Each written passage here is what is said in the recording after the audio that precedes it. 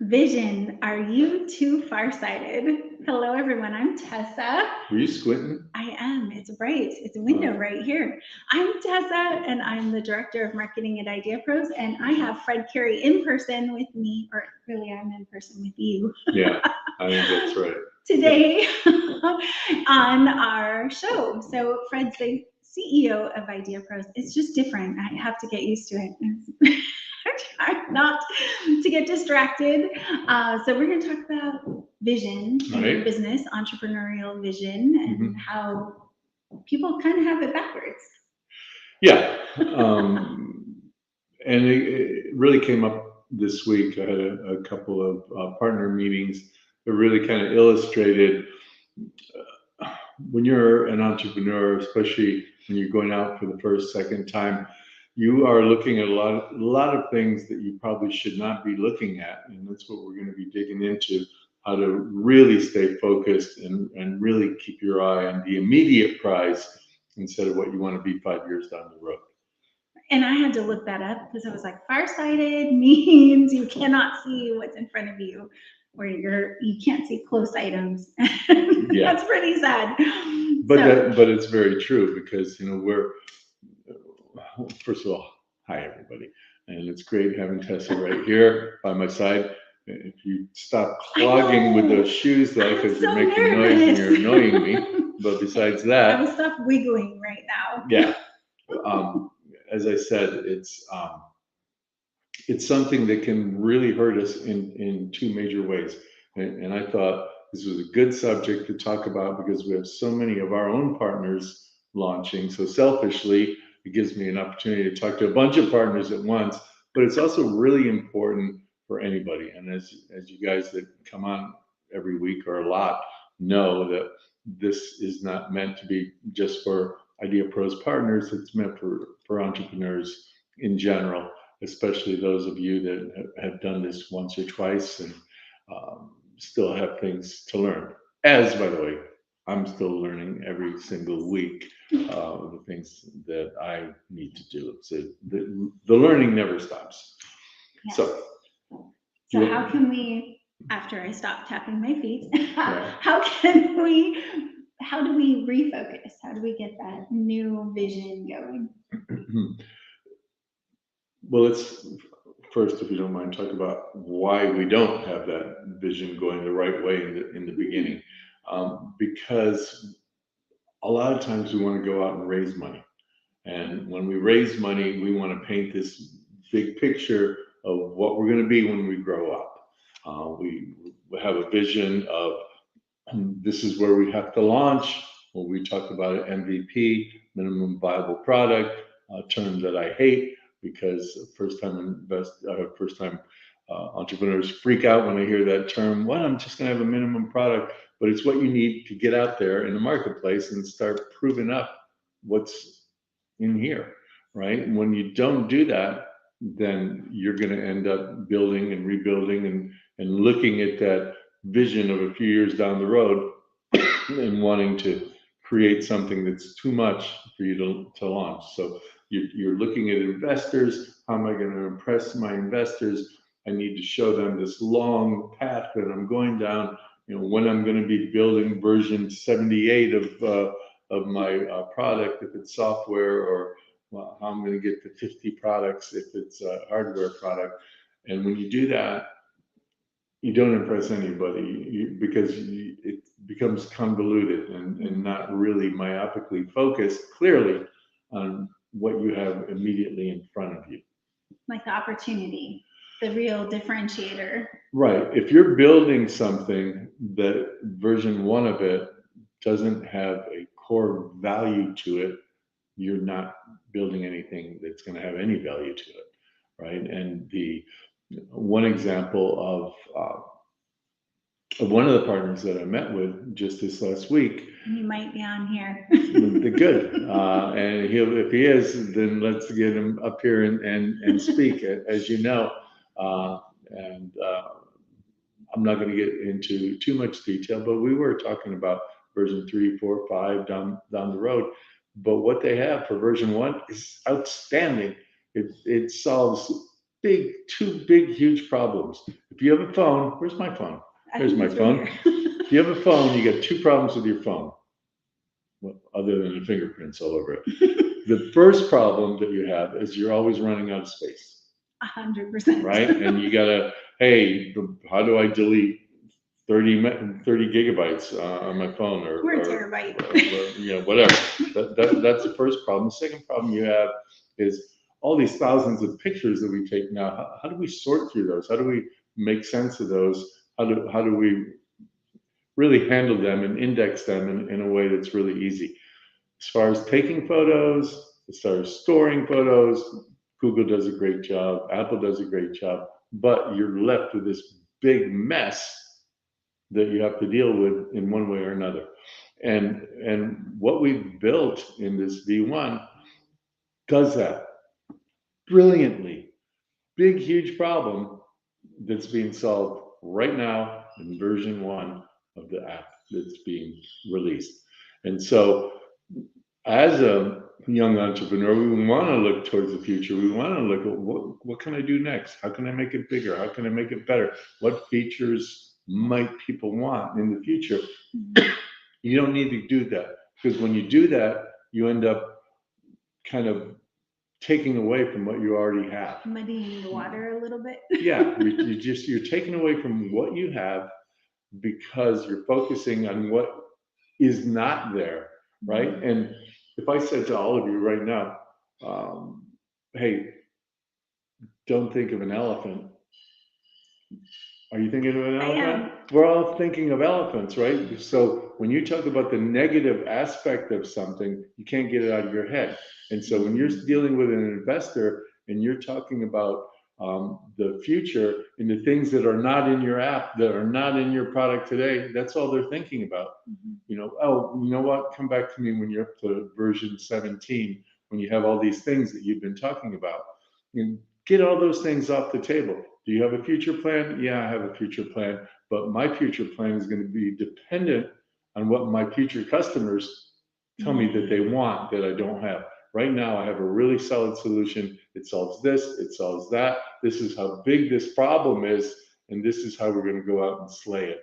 And by the way, the big companies like Google, like Apple, that you're all worried about me competing against, I'm not competing against them. I'm laying a layer above them, and I'm providing a very valuable service so that one of those organizations may want to come and acquire me someday. And that could be our exit strategy. We don't hope, we do it. We do. So by focusing in on the very valuable thing that you happen to have today, nobody's thinking about that elephant that you don't want them thinking about, because you're focusing on the key value proposition. On the problem that you're solving. Right. Focus on that problem. Worry about the future as you get closer to the future. Right now, you got to worry about launching, and you got to worry about getting that additional capital you need coming in. Except that you guys can sign up for it right now. Oh, well, that particular one. Okay. This one anyway. And Martin, I see you over there. And Get Lock It Up, you can sign up and get on the list to get notifications when everything cool and big. I think you can sign up for the beta right now, right, Martin? Let us know in the chat. I want this now. Yeah. I want this now so bad. I should have asked for Martin's permission before I talked about it, but I didn't name it. But I think Martin is doing that, so we're okay with that. But we're launched, and he's grabbing his audience. So I think we're in a safe place. So if you want to be one of the beta testers, please sign up so that you can get notified about that. It's going to be huge. Yeah. And it's as easy as a swipe away. I won't go into it more. You can find out more about it when you go there. But we asked for forgiveness, not permission, but we got permission. Good. So look, that's for investors. But the other part of that, the other half of that, is for your own team. How are you going to get people focused when you're all over the place, and when you have so many things that you're talking about building and you don't have the resources to build them today, right? So when you have your initial team, when you're ready to do your initial launch, huddle in and focus on what you have, why it's great, and how you're going to go out and slay dragons. When you get all over the place and start focusing on the future, that future is never going to arrive. It does get a little discouraging if you can't hit wins together. Yeah, So I can see why that would be a challenge. One person could be working towards a different goal, right. or be more passionate about a separate goal. Right. So I always talk about honing in on what you have that has value, focusing there, staying there. Basically what they say, keep your eye on the prize, keep your eye on the ball. The reason they want to keep your eye somewhere is because that eye has to be myopically focused, not farsighted, on the solution that you immediately have, and give that solution the ammunition it needs to go out there and slay dragons, as we say. Um, so those are the two main factors. So the hard part is, how do we do that, right? Right now we're talking about what you're supposed to do, but the hard part is, how do you take that and put that into practice? How do you stop future thinking all the time? Number one, you don't. I was gonna say, I don't know his answer to this. I have no clue what he's gonna Yeah, say. you don't, but you keep it to yourself. If you're an entrepreneur and you're building something out, until there's a reason that you have to talk about it, don't do it. But make those plans internally, or as you're starting to build out your organization, you have one or two key people added into your company. You can build those future plans with them, but keep it really, really tight. Don't let your rank and file employees get all muddy the water, as you just called it, by hearing things that you're not doing. You need to have your team hearing the things that they are responsible to do, what those things are, why they're great, and what the purpose of your organization is. Start building that nucleus. When Apple launched their first chubby little computer, they weren't even talking about phones. They weren't talking about any of the myriad of things that they have now. They're zoned in. This is what we got. This is how we're going to be different. And it started building from there. When Airbnb had their first launch, they had 2 air mattresses that they were renting for, I think, $20 a night or something, in the San Francisco Bay Area. Nobody knew that they were going to be this multinational powerhouse organization with billions of dollars in value. They had 2 air mattresses that they were selling, and that's what they were focused on. When they had to go out and try to raise money and were having a difficult time doing it, they created, during a presidential election period, they created 2 giant cereal boxes named after the 2 presidential candidates. You guys can look that up.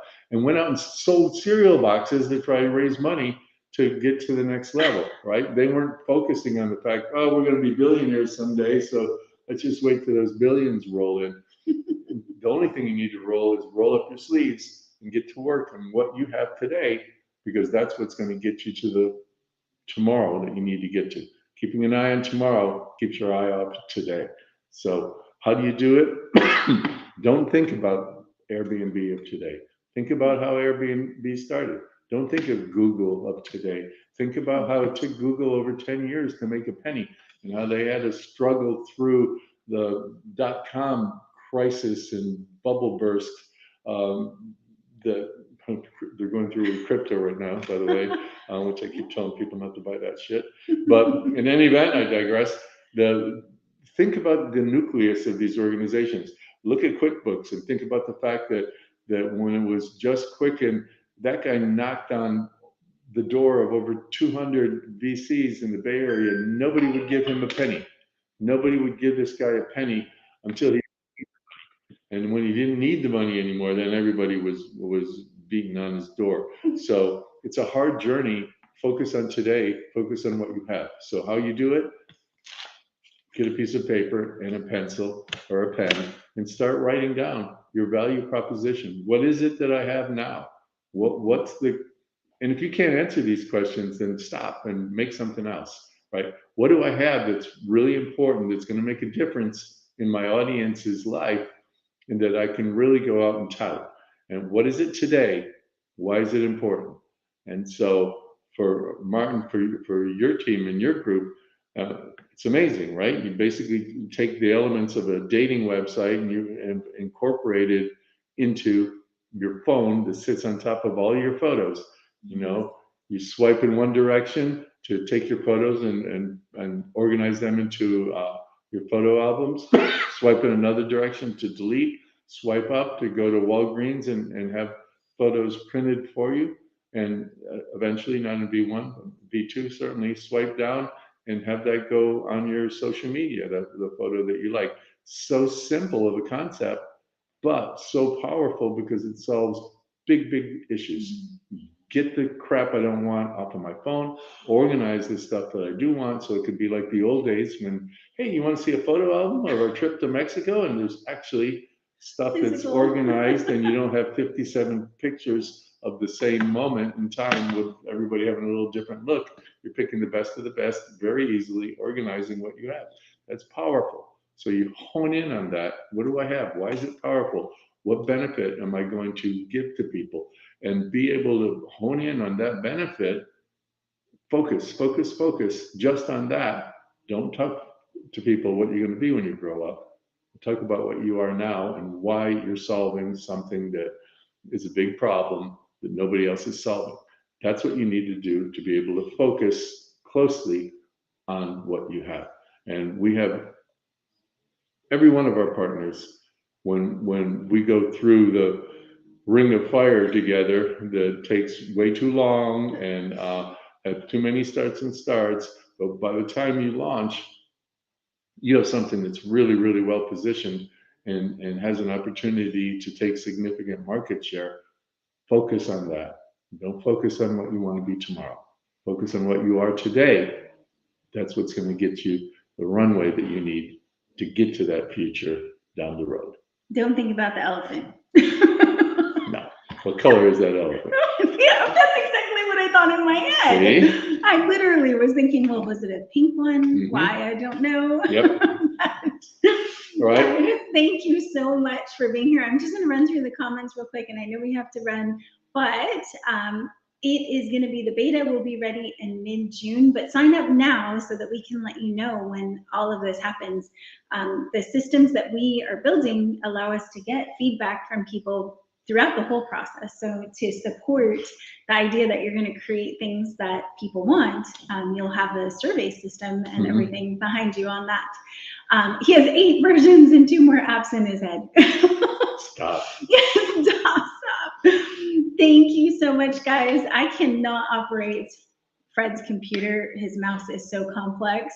So I am complicated mice. I see you guys though. Vanessa, it's great to have you here. A little stress can keep a lit fire under your butt, she says, to keep you going.